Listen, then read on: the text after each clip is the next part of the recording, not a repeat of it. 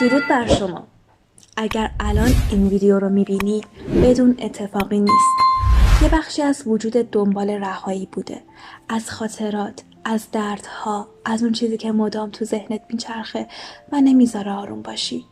امروز میخوام باهات 2 روش فوق‌العاده رو تمرین کنم که واقعاً میتونه زندگی تو عوض کنه.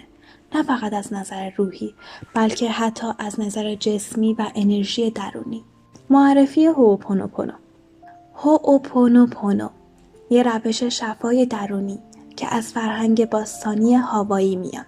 خیلی ساده است، اما قدرتش باور نکردنیه. فقط 4 جمله داره.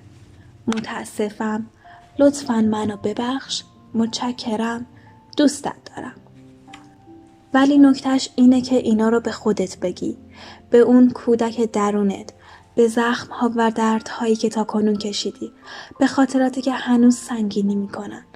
و وقتی این جمله ها رو تکرار میکنی، شروع میکنی به پاکسازی درونی و کم کم سبک میشی.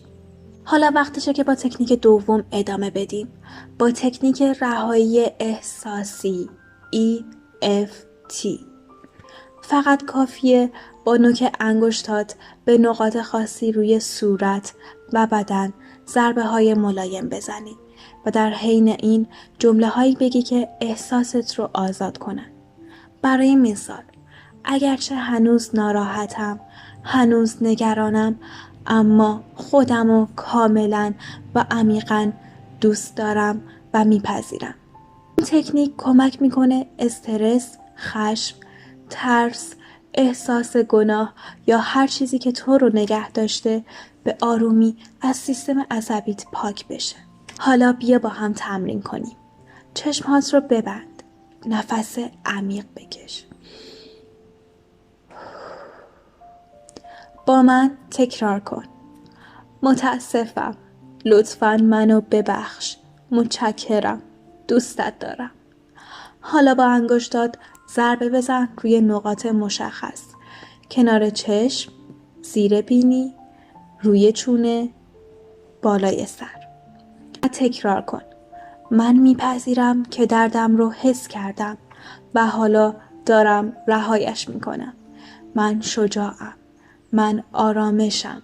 من در صلح با خودمم. من خودم را دوست دارم. نفس عمیق بکش و فقط حسش کن. اگه حس کردی سبک شدی، اگه یه چیزی توی قلبت روشن شد، بدون که راهت رو درست اومدی. این فقط شروعشه.